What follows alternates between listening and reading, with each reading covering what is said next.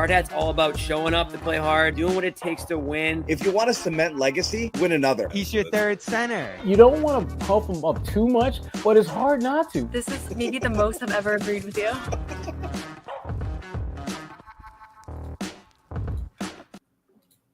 Hey, Bobby Manning here. Welcome to a Saturday edition of the Garden Report. 2 days from game one. Smiling on the other side, there's Kristian Winfield, who just found out he's on the front page of the New York Daily News. Oh, man. Tomorrow, the Sunday edition? Yes. I've gotten Sunday back pages before. I think, obviously when I was covering the Nets and we had KD and Kyrie and James Harden, that was a lot of big news going on. And I've gotten a banner on the front page before, like a little maybe 4-inch rectangle going across the top of the Daily News that had a callback to the back page, but never have I gotten the entire front page. Like the actual local news has the banner right now, which is our lieutenant governor trying to get our money back, whatever that means. I guess we got to figure out what's in the Daily News tomorrow to figure out where our money went. But in terms of the main story on the New York Daily News front page, that's your boy. You know what I'm saying? And like I was just telling you, little me who started planning out this journey in high school, never would have imagined that I'd have a front page sports story. Front page is usually reserved for local political news that actually of serious things, right? At the end of the day, we're covering a game of basketball. So for me to be writing about a game of basketball and that to be on the front page of the New York Daily News, man, what more can you ask for? So I was saying before we got on here, I follow the back page Twitter account there. I love looking at what's they're putting together there.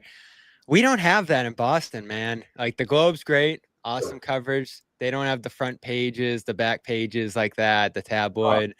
The Herald used to have those, but that's kind of, deteriorated a little bit, at least the print edition.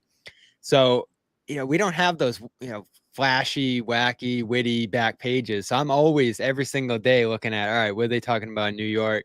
What do they got on the back page? What's the headline? And they're so good every time. You know what it is, honestly, in New York, people are moving at 125 miles an hour. So you have a split second to get someone's attention, let alone to read. And people something. Still read the newspaper, right? Sometimes, right? Everyone's getting on their phones. You know what I'm saying? Everything is. I don't know how many people actually read anymore, right? We're talking about people that are consuming their media through videos and TikTok right now. So God knows what the actual numbers are instead of how many newspapers are selling.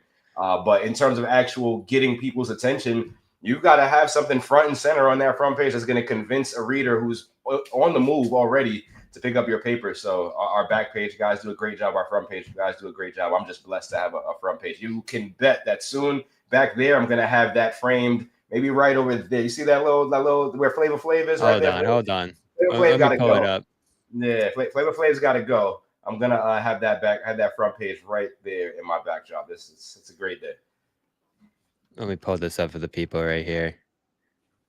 There we go. Wow, man. That's beautiful. Like the little kid in me right now is just like beside himself. Man. So what'd you write? What's in there? What are the people reading in this article?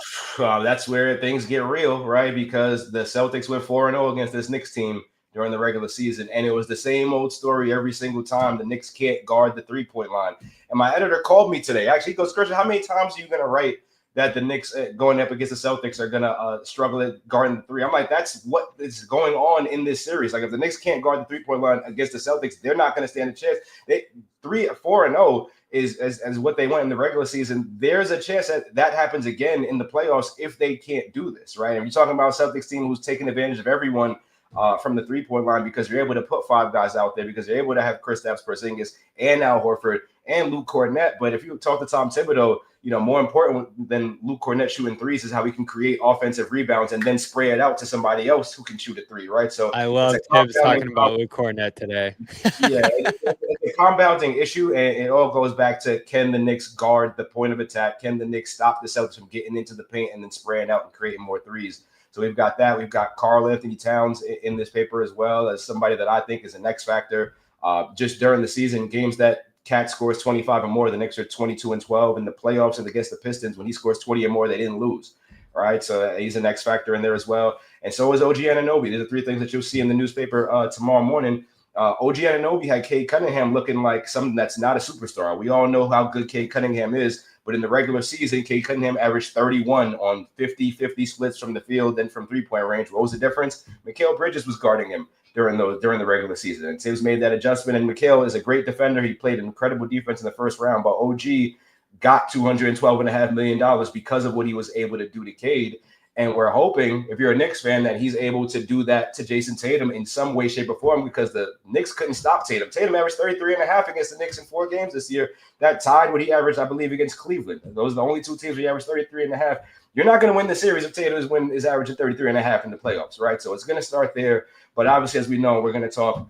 The Celtics are just a handful, right? Because if it's not Tatum, it's Jaylen Brown. I sound like Tibbs now. If it's not Tatum, it's Jaylen Brown. If it's not Jaylen Brown, you got Derek White, you got Drew Holiday. Peyton Pritchard can come off the bench and get you 30. So it's going to be tough. It's a tall task for the Knicks, but, you know, they're talented on paper. They're starting to build. I think that first round was good for them to have to really band together to scrap against Detroit. Detroit is a tough team.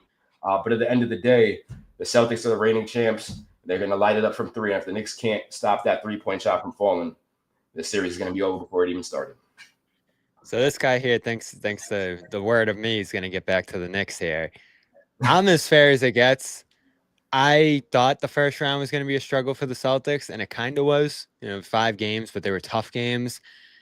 I don't see it going into this one for the Knicks. And I wanted you to maybe come on here and give a little bit of a sliver of hope for them.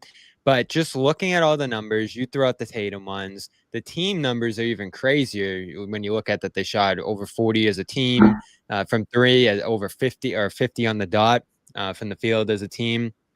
That's crazy stuff offensively that the Celtics did in this matchup. And the first 2 games were massive blowouts.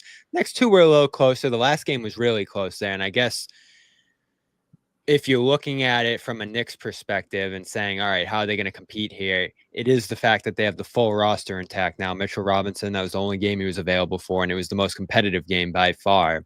And they should have had it up 3 with seconds to go. Didn't foul, give up a 3 to Tatum, and then you lose in overtime. So I guess that's the path, but I just don't see them being able to string it together defensively enough to be able to stop the 3, as you mentioned, to be able to slow Tatum and Brown and everything else. I remember Josh Hart, one of the trips to Boston, they was just rattling off the names. He was like, you got to count for Hauser, you got to count for Pritchard, you got to count for this guy, that guy. It's a handful, and I don't know why, but this Knicks team hasn't been as good defensively as they maybe looked on paper going into the year. Yeah, and a lot of that goes back to the point that you raised. Mitchell Robinson didn't join the team until February 26th. And what happens once he joins? Knicks are a top 10 defense. Who could have seen that coming? That's how good Mitchell Robinson is, right? And then when you put him out there with Karl Anthony Towns, which is what I asked about today, and I'm writing for tomorrow's New York Daily News, they create a duo of big men that can really go out there and impose their will on the glass. This is another area, surprisingly, that they struggled in the first round against the Pistons. So you're hoping to combat that offensive rebound. I know you guys sometimes can go with Cornette and Porzingis out there and go double bigs. They're looking to combat that a little bit. You're hoping to, have a little bit more, I guess, stability on defense, knowing that if you get beat, you got Big Mitch in the back to protect you. But at the end of the day, the Celtics just have so many different ways that they can get at you, and a lot of that starts with Tatum. And then also there's the Jaylen Brown and Mikal Bridges matchup. I like that matchup if I'm the Knicks, because Mikal Bridges, he didn't shoot the ball well really up until Game 6, and he got 25 points, 11 to 16 shooting from there. If he's carrying that into the second round, that maybe changes things a little bit. But defensively, I'm not necessarily worried about Mikal guarding Jaylen Brown. I might be in the minority there because Mikal's gotten a bad rap for his defense this year, but a lot of that has been because he's been guarding the 1A all season. You're putting him on a second guy. I know Jaylen Brown has the potential to be a number 1, as we saw last year in the Eastern Conference Finals, but I like Mikal in that matchup, and I think that that's going to be really what we're here to watch, right? If OG and Mikal, this is why you give OG $212.5 million. This is why you trade 5 draft picks for a guy like Mikal Bridges, right? And everyone's going to sit there and rightfully say that's a lot of draft compensation to give up for a guy. Mikal played a great series on the defensive end against Detroit, and if he's able to replicate that against Boston, and OG is able to replicate what he did against Cade, against Tatum, now you're forcing the other guys on the floor to beat you. The other issue is the Knicks just can't stop Kristaps Porzingis from shooting threes this year. I think he had 7 threes on 13 attempts, or 8 threes on 13 attempts, something like that in the last game. They're going to have to figure that out because they're a defense that likes to play drop coverage, and Kristaps is just going to pick and pop you to death. So we'll see. It all comes back down to that 3-point line. I think individual wing defense is an area that the Knicks clearly improved on.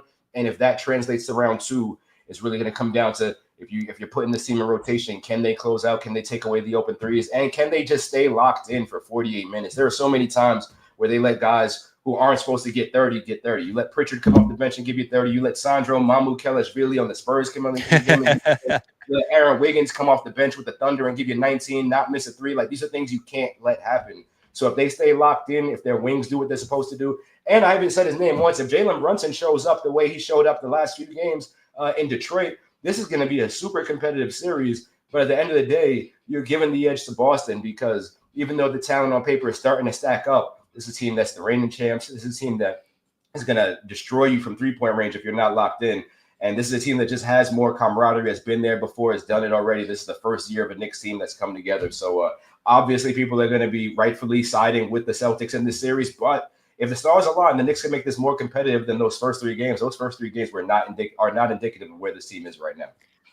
Yeah, and I'm glad you mentioned the Robinson defensive piece because I didn't know that. And when I look at this, I think of three things. Brunson, like you mentioned, OG, who I looked yesterday, held Tatum and Brown in their matchups to 6 for 25, which is way better than I remembered. He wasn't great offensively in those games. I think he shot 29% from the field, but his defense was great.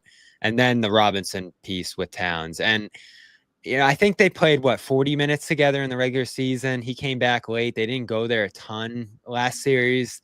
You didn't see it a substantial amount. And, I'm sitting there and I know a lot of Knicks fans in my life too are just like, why won't they go there more often? And double big, you look around the league, the Şengün stuff, the Adams stuff you're watching in Houston, even what the Celtics have done with that look this year. I do think there's a lot of potential for those two together. And I guess I get the argument that you're getting less offensively from Towns, maybe if you move him over to the 4, but moving him out of that point of attack defensively, those screening actions, all the stuff a center has to go through, I think is so ideal for this team playing better defense. And again, you said it, they're top 10 defensively since Robinson's back. That's something. Yeah. And this is exactly what I asked Kat about today at practice. I asked him, how does his responsibilities change when Mitch is out there versus when Mitch is not out there? And the first thing he said was, hey, look, this is what I've dealt with when I was, well, not to say dealt with, but this is what he is used to doing since he was in Minnesota playing with Rudy Gobert. This is he what was great. This is what the team envisioned. And even Tibbs, going back to before Mitch came back, was said, hey, we looked at Mitch as our starting center, but the fact of the matter is he just took too long in his rehab to even think about starting him when you have to ease a guy that's been out for 10 months back on a day-to-day basis. So they kind of had to ramp him up. But now we started to see it in the Detroit series. And this is something that I was saying coming into the playoffs. That Cat and Mitch two-man lineup is really an X factor here because it changes what they're able to do on both ends of the floor. What did Cat say today? He was talking about Mitch, and he was saying, look, when he's on the floor, he's a positive for our team with his natural God-given intangibles and obviously his ability to defend at a high level. And it gives us a different offensive attack scheme, and it gives us more different opportunities that we have in our lineups to do. He's a special man. He's always been special, right? So number one, that addresses part of one of the bigger concerns, which I also wrote about. I wrote about this too many times for the Daily News. But when you bring Mitchell Robinson back, depth was a real concern, right? And so was size off the bench. But when you're able to bring Mitchell Robinson in, and when you're able to put him in alongside Karl Anthony Towns, hold on now, we're not so small anymore. Because now you got OG out there and you got Mikal out there. That gives you 4 players on the floor who are 6'6", 6'8", and 2 7-footers out there. And then you got Jalen Brunson there too. So, or you have Deuce McBride. So it gives them different options on both sides of the floor. And I personally think it's their best lineup. I think when you have Mitch and Cat out there, the issue is the depth behind that now because Porty was out, because you traded Jericho Sims, because Precious Achiuwa isn't getting any minutes. Now you're playing around with how much depth. Who's taking the hit, Hart? Hart, but Hart can play. You can sit Hart for a couple minutes here and have that line out and then bring him out. Listen, Josh Hart is going to play. He was playing 46 minutes. He's going to play 46, 45 minutes, right? It's just when you're considering having to account for Tatum and Brown out there, then you have to have Mikal and OG out there as well. So if you're going to run that lineup with Cat and Mitch and Tatum and Brown are on the floor, then Josh Hart is probably the odd man out in those minutes. But end of the day, Josh knows he's going to play something like 42 minutes a game this series because this team can't really function without him out there. He does everything for these guys. Yeah, that lineup, I think it was plus 13, plus 14 in those 40-ish minutes or whatever it was during the regular season, looking at it. And it was good offensively. And I think the one thing the Knicks are going to have to seize on in this series is the offensive rebounding. And it was close in the 4 games. Again, Robinson misses 3 of them. Porzingis missed 2 of them as well on the Boston side early in the year. Yeah. So the front court changed quite a bit as the series progressed throughout the year. But the offensive rebounding was close across all the 4 games. The free throw rate was close. That was the only win that the Knicks had across the 4 factors there. The shooting obviously was a massive Celtics win. And then I believe the turnovers was a small Celtics win as well. So like in those little numbers, in those little areas, there were 3 that the Knicks could try to swing in their favor here. But the Celtics don't foul a ton. They are pretty attentive on the boards. You know, you can beat them there if you really turn up the heat, but they focus a lot on that. And then the turnover thing, the Celtics turn it over less than any other team in the league, but that did creep up a little bit last series. And I do wonder, you know, you mentioned at the beginning of that Magic series they're coming out of here. To me, I think coming out of that Magic series for them is just going to be a massive relief for a lot of the guys who struggled. Porzingis among them. Pritchard couldn't get shots off. Hauser didn't score until game 4. There were so many guys on the Celtics who struggled in that series. And to me, going against a less physical defense, a less imposing defense, a lower ranked defense, to me is going to relieve a lot of those guys. But I guess there's another school of thought, too, that those guys coming off struggles or just not being as involved or whatever it was in that series for them, maybe that carries over. Like maybe Porzingis isn't as effective going into the series as he was throughout the regular season after struggling against Orlando. Maybe Pritchard doesn't have as much rhythm. I don't know which way that's going to swing, but it was a grind for a lot of these guys offensively on Boston coming out of that series. They couldn't get threes off. They couldn't really score as much as they usually do. It was a Tatum and Brown ISO show. And that's probably what the Knicks want to try to make continue here.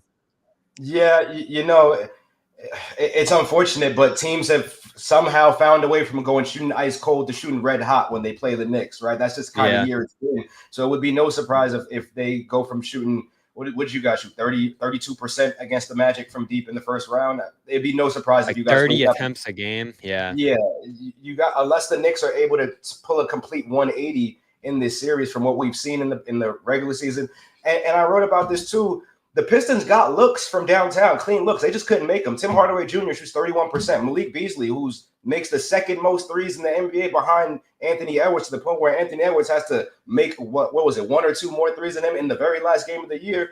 Games 2, 3, and 4, Malik Beasley can't hit an open 3, right? And if he's knocking some of these shots down, this series could very well still be going right now. Mind you, the Knicks won one game because Tim Hardaway Jr. got fouled at the end and didn't get free throws. If he gets free throws and makes 2 of the 3, Pistons win that game, right? And then in game 1, the Pistons were up double digits, and then the fourth quarter comes around, the Knicks go on a never-before-seen 21-0 run, and that ends that game. These are things that you can't really expect to happen, and things that won't happen against the Celtics. The Celtics not letting you go on 21-0 run, and they definitely not shooting whatever it was that the Pistons shot from three-point range, because the Pistons got wide open looks and couldn't make them. So they have to tighten these things up, because if Boston is coming in there walking into open looks from downtown, it's going to be curtains very soon. That being said, obviously these are things they know. Obviously, Tibbs was talking about it today. They're looking at what Orlando did and going to try to replicate some of that, because if you can take the number 1 3-point shooting team in terms of volume and have them only taking 31 threes a game in the series, that's a massive win already,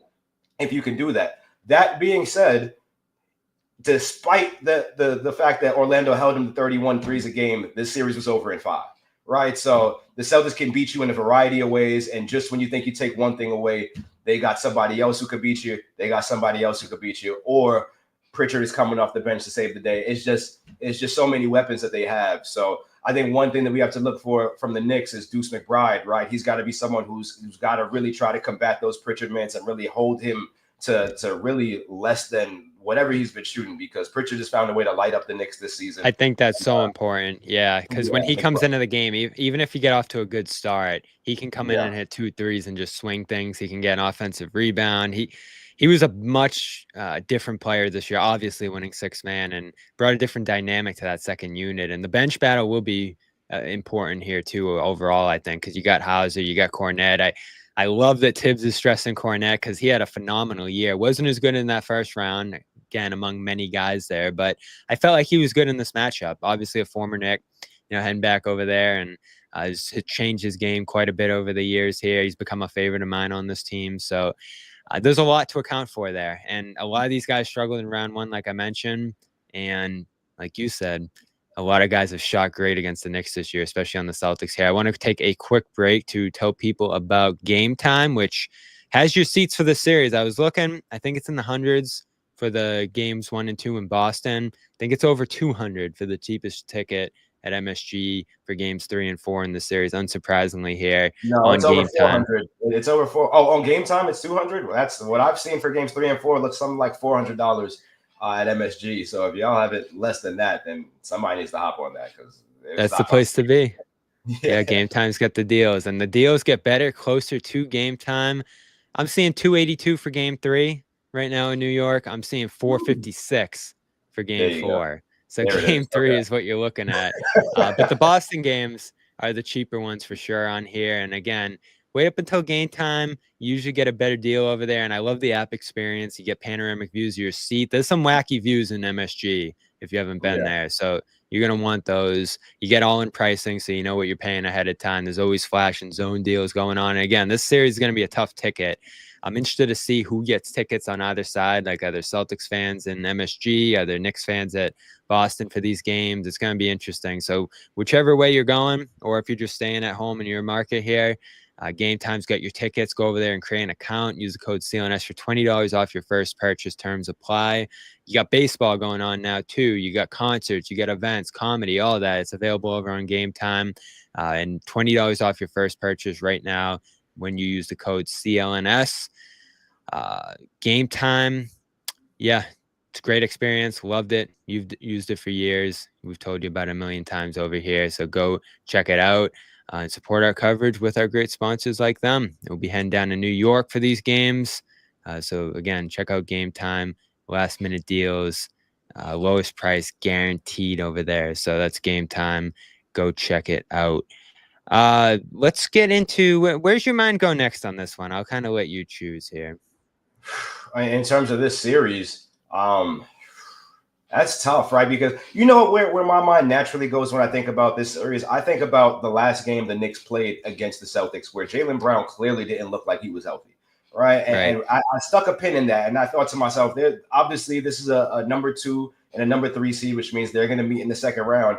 And if Jaylen Brown isn't healthy, obviously that's going to give the Knicks a chance because the Knicks are as healthy as I can remember them being coming into the playoffs. Now, Jalen Brunson is obviously walking off the floor every game with something, but he's coming back. Josh Hart went down with a crazy wrist or lower back, whatever injury you want to call it, but he's ready to go too. If the Knicks are coming into this series healthy and the Celtics are still a little nicked up, that's something where that my mind goes. Like, didn't Jason Tatum take a hard fall in the Orlando series? Like, what's the overall health of your team like right now?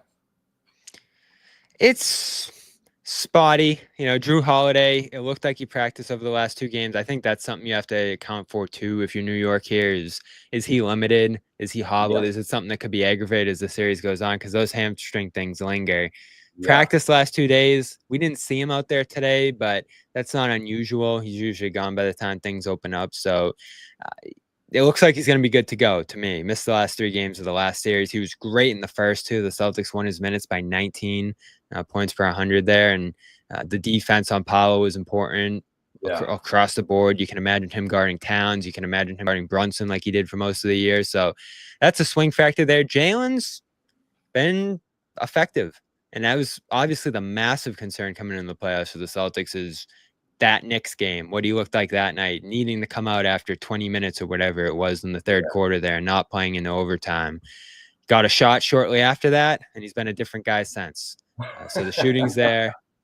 The minutes are there. He played 41 minutes twice in the first round, and there were definitely moments where he looked in some pain. He's definitely not flying up and down the floor and dunking out of his shoes like Jaylen Brown usually does.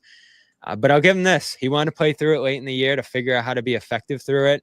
And it looked like that worked out for him. And today he said the knee's structurally sound there. So just a bruise he's dealing with, and he's dealing with it pretty well right now. So things to look at. Tatum's got the bruise on his wrist, right, after his fall. He averaged 36 after coming back from it.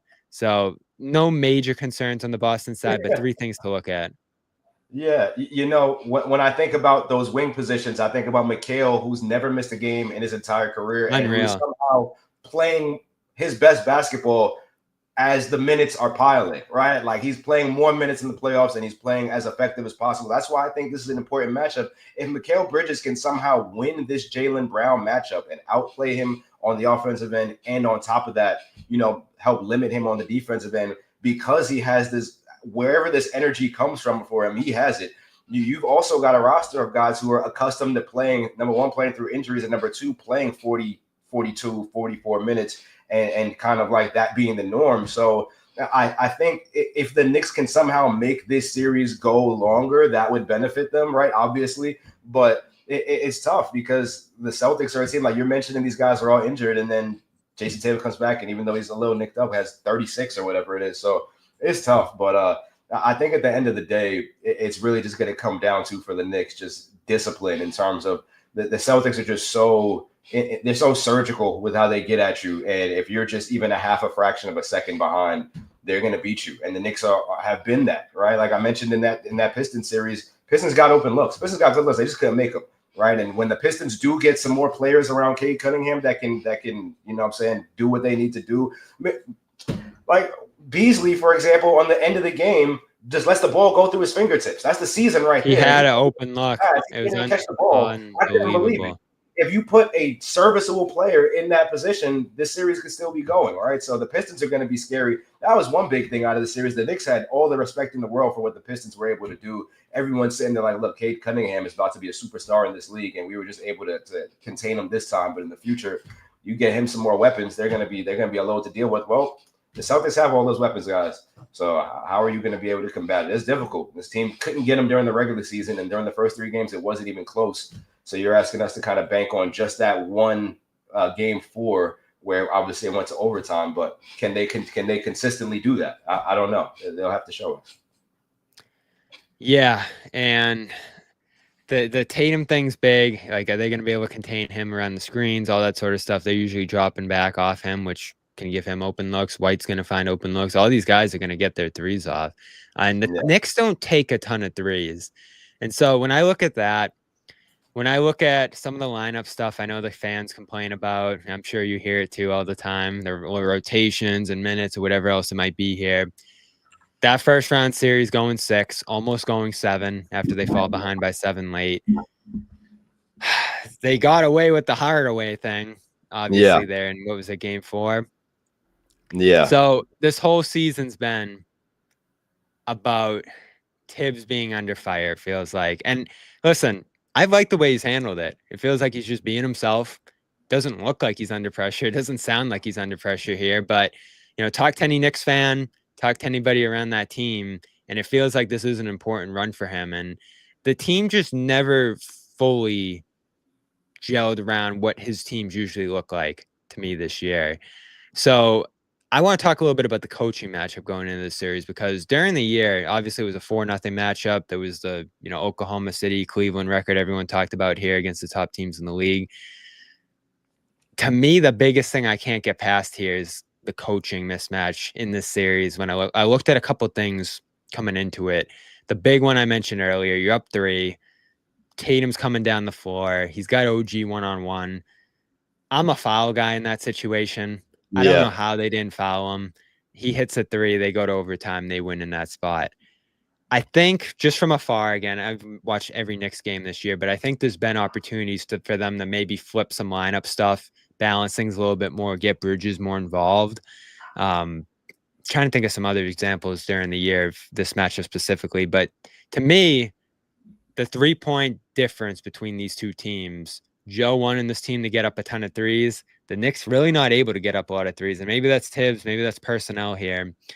But I think just from a game plan standpoint, the way they've covered Tatum, a lot of different stuff I can point to here, Joe has really had the edge on Tibbs in these games. And I think that's been a big part of how these games have gone so far. And, when I look at the rosters, when I look at the talent here, and I know you mentioned the health earlier, but this shouldn't have been a 4-0 regular season series.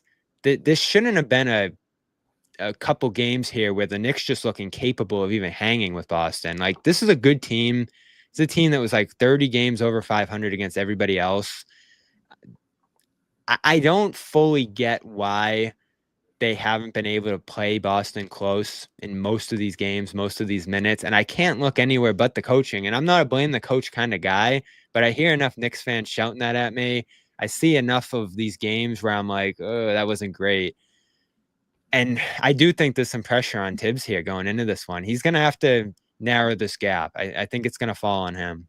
Yeah, just looking at the regular season right now, we got Mike Malone, who got fired in the last few weeks of the season. You got Taylor Jenkins, who got fired. You have a bunch of guys. You got JB Bickerstaff getting fired, going to Detroit and tripling their win count. You got Kenny Atkinson taking that job, the Cleveland job, and now they're the number 1 seed in basketball, right? So it's tough, right? Sometimes you do have to make a coaching call, right? That being said, there's an argument to be made that last year the Knicks don't get to 50 wins if it wasn't for Tibbs, right? He's been great. He's been great. Right, but this is not last year. This is this year, right? And the same applies the same way we say, that Jalen Brunson's job description changes because now he has all these weapons around him. The same can be said for Tibbs, right? You're what you have to do with these pieces might change because you might not be able to use this year's roster the same way you used last year's roster, right? So like just looking in the first round, and I asked Karl Anthony Towns about this today. He's saying, hey, it doesn't matter if I get shots or I don't get shots. As long as we win, I'm okay. Right. But there is a correlation between how many shots and makes and points Karl Anthony Towns has and how many games the Knicks win. It's usually a good thing when Cat takes a lot of shots. Right now, granted, Tibbs is saying, hey, we don't want Cat to force shots, but you don't want anyone to force shots. You want to find ways to get them the ball. Right. And that's been a frustration point among a lot of people who are watching these Knicks games is that, hey, look, you've got this guy that you traded Julius Randle and Dante DiVincenzo for, who's an all-star starting center who averaged 24 and 13 in the regular season. And we can't get him more than 10 shots in a game. We can't get him more touches to make things happen. So that makes me think right there, because what the biggest thing I looked at from the stat sheet in these games during the year was, and it popped right off the page to me, Towns had 2 threes a game against Boston. Just 2 3-point attempts a game in those Boston games. Yeah. They took him off the line and the Knicks couldn't produce those shots from him. And that's where he's the most dangerous, obviously. Yeah. And that some of that, Jalen Brunson will say some of that falls on him because he's the point guard. He's the floor general. It's his responsibility to get everyone the ball and to get guys in rhythm. But that being said, when you look at his job, he's an incredible scorer, but right next to him, you got Mikal Bridges, you got OG Anunoby, you got Karl Anthony Towns, Josh Hart can make plays. So his job is also hard because, number one, he's the guy that can score on anybody. I think he averaged close to 30 or more than 30 against the Celtics. Even though you got Drew Holiday and Derek White, he's still finding a way to get it done. But at the same time, he's got to make sure he gets other guys involved because you can't win a game by yourself, right? And the Knicks had this stretch during the regular season when Jalen Brunson was out where Cat was getting his touches and OG was getting his touches and Mikal was getting his touches and everybody was thriving. But at the end of the day, you're a better team when Jalen's out there to hit shots like he hit against Osar Thompson for the series the other day. That was a ridiculous shot. So that's kind of going to be something to watch out here for the distribution of the ball, how many touches different players get, where they get them, how Jalen is kind of reading what the Celtics are trying to do. But at the end of the day, good things happen when Karl Anthony Towns has the ball. He's not going to say it because it's not, what I'm saying? Obviously a guy's not going to come out there and say, hey, I need to take more shots, but the numbers speak for themselves. You don't trade for a guy like Cat if you don't think he's a guy that can shoulder a load more than 10 shots a game in a round against the playoffs. So I think that's definitely something to watch out for. Cat. Hey, when the Knicks lost to Detroit in game 2, that very next game, Cat came out aggressive and they won that game. So they know they can win when Cat is aggressive. And I think that's going to have to be a key this series because we know what Drew Holiday can do. We know what Derek White can do on that defensive end. But if Cat can win that Porzingis matchup, and they've had their wars because he was in Minnesota and Porzingis was in Dallas, they've gone back and forth with each other. That would be special to watch for sure. Yeah, it was interesting hearing them both talk about each other today. Different practices. I think of the Brunson thing obviously coming out of that series because of how out of this world he played, and everyone saw the shot. He played well against Boston during the year. In that last game, he was fantastic. He got his shot off. He was able to get to his floaters and 10 assists and all that. So he was effective. Towns, they put Tatum on him. It worked in the earlier games. And then Towns broke free for the 34, I think it was, in that last game. he was able to torch Tatum in that game. And that's, no small feat. I thought that was impressive, especially without the three in that game. He was just hitting flip shots over him, backing him down. That's because dominant. teams like to combat Cat with a wing or a smaller guy, right? And the hope is that someone smaller but stronger can get him off of his spots. But Cat's eating that up. If you give Cat deep post position, he's going to that jump hook, right? I think in that last game or in game, what was it, 4, he's fading out of bounds, turn around. It's crazy that his bag is ridiculous, right? So you have to get him into positions where he could be effective. So you have to hunt him in some of these matchups. Like you mentioned, he torched it. Like that was your word. He torched Boston in that last matchup. So if they're able to go back to that, that was the most competitive matchup. Maybe we could see a whole bunch of games go to overtime. Yeah, and so I'm wondering if they're going to stay in that alignment, because I thought Brunson fared decently against Holiday. We'll see if Holiday's even available. I thought they stashed Porzingis on Hart for a lot of those minutes and just try to dare him to shoot threes. So that was what you saw for a lot of these games. And I thought the Knicks actually were able to beat that in that last game, and they were able to put up points and they were able to be effective. Hart, I'll give him this. The three wasn't there, but he'll drive and he'll hit those floaters and he'll attack guys inside if they're ignoring him. And obviously he can sneak free on the offensive glass too. So, those 4 guys got it going. The OG stuff, it blows my mind, because sometimes, you cover a team, you cover the Celtics, you're a Celtics fan, you only watch the games, teams play against your team. And so OG had this brilliant year. He's scoring 25 points left and right. He's breaking through offensively, he's super efficient. And then in this matchup, he just didn't do much. And, you mentioned the lack of involvement, whether they're spreading the ball around, whether they're getting guys like Towns involved. And to me, I do think the game plan a little bit for Boston's going to be, and it was last round against Paolo, let Brunson go off, let him get his points, let him do his thing. Maybe Towns gets some post-ups over Tatum and hits a bunch of 2s, but we're not giving up 3s. We're not giving up points to the other guys. And what does that amount to in the end? Even if Brunson has 30, even if Towns has 20 or 30, shooting 2s. I think that's going to be their game plan there. And they're going to have to figure out a way to get Bridges going. They're going to have to figure out a way to get OG going. Some of the guys off the bench you mentioned. I do think that's where Robinson can help too. Offensive rebounds, second chance points, that breaks things up a little bit for them. But, I haven't loved OG's games against Boston during this year. I thought Bridges was relatively uninvolved at times in those games. And I think that spread to other games throughout the year too for him in an up and down season. So you're looking at the role guys in this series. Obviously, Boston struggled last series. New York struggled in this matchup. So who's going to break through there? The Porzingises and Hausers and Pritchards of the world, or the OGs and Bridges and McBrides of the world? Yeah, I mean, another guy you got to look at, there's 2 guys you got to look at. Number 1, Landry Shamet. If he gets some time off the bench, this is a guy who's got playoff experience. But there's another guy that we know is going to get some time off the bench, and that's Campaign. And Campaign's a guy who will come in and get you 9 points in 9 seconds, right? He's a guy he's going to take the first available shot, and he thinks it's a good shot, and it's going to go in sometimes if you give him just a little bit of room. So the Knicks, but that's the thing. At the end of the day, the Knicks had the worst performing bench in the NBA where you're talking about points, because they just didn't have these options in terms of guys being out. But on top of that, when they did get their opportunity, sometimes they didn't produce, right? So the bench is going to have to show up in a lot of ways if they're going to compete with Boston, because we already know what Pritchard can do. Hauser's another guy who can come off the bench and just light you up from 3-point range. You guys have options, right? So that's going to be something to watch. On top of that, it's just tough, right? When you just think about you have this 4-0 in the regular season, just knowing that in the back of your mind, that's got to weigh on you. But at the same time, the Knicks. What were the guys saying about that? The Knicks were 1-3 against the Pistons, and then they came out and flipped this series. But at the same time, the series was closer than 3-2 might look, right? If some of those calls go the other way, we're looking at a series, like I keep saying, that's still going on right now. So it's going to be interesting to see what it looks like. But I think when you're just looking at history, you're looking at the difference in terms of this is one team that's coming off of winning the title, and this is another team that hasn't beaten any real title contenders in terms of being 0-10 against the Cavs, against Boston and against OKC. At a certain point, you are what your record tells you, but there are some swing pieces here, right? If OG and Mikal can do what they did to Cade against Tatum and Brown, that changes the entire dynamic of the series, right? Then that's okay. How are your role players are faring? So we'll see. I don't know. We'll see what game 1 looks like. I think game 1 will tell us a lot. I think I wouldn't be surprised if the Knicks go in there and go to Boston and lose games 1 and 2. I wouldn't be surprised if they come home and they lose game 3. I think that would be where it becomes a problem. Yeah, and that's what I foresee right now. I do think as I look a little closer that there's some paths to competitiveness for New York here, and they will have to carry over some of the stuff they did in game 6 late there to that game 1, just having a small handful of days off here. How do the guys feel about that 0-4 thing? Because obviously on the Celtics side, that doesn't matter now. Regular season's regular season.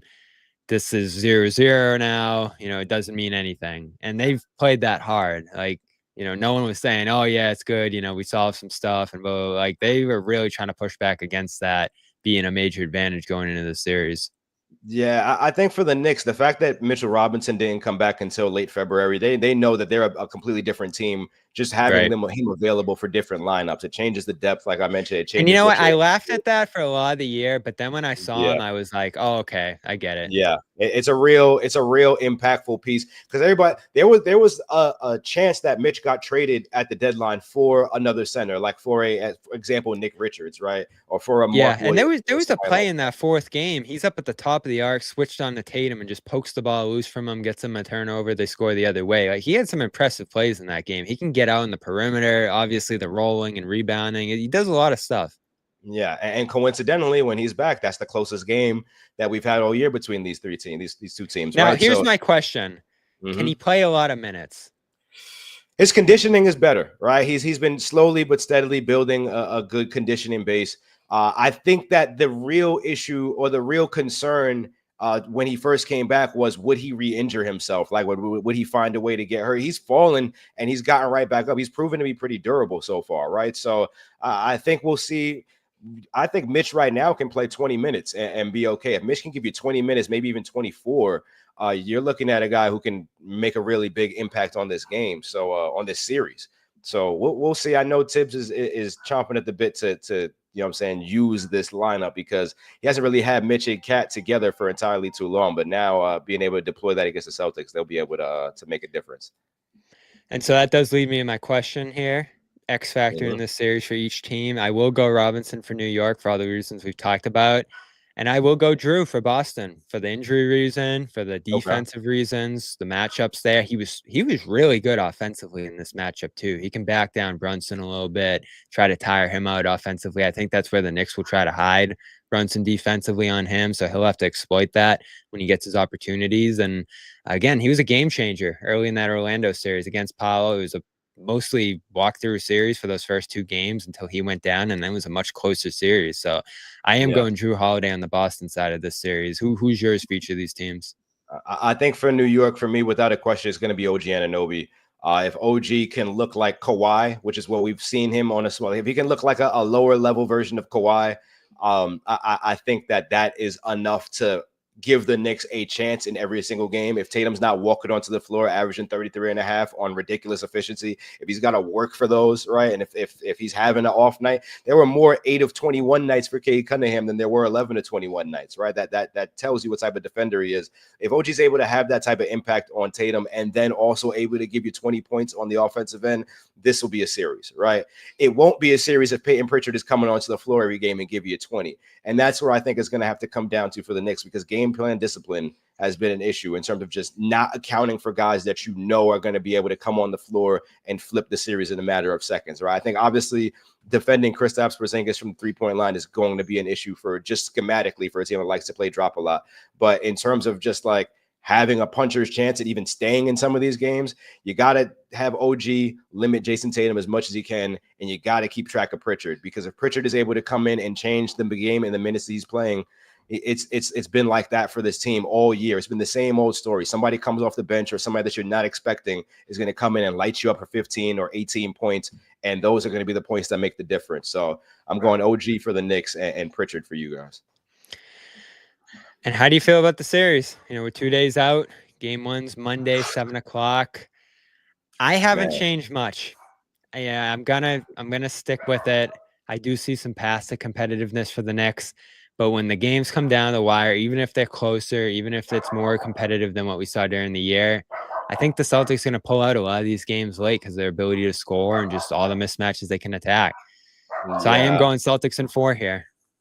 Whew, you pulling the sweep. Oh man, I want to believe that the Knicks are able to get at least one at home, right? So I've got it. If they lose game 3, I've got sweep. If they win game 3, I think it'll obviously it'll have to go 5, but there's a chance it goes 6 if they win game 3. I think that game 3 is the one that you really have to look at. So I got Celtics in 5, maybe 6, depending on which game the Knicks win.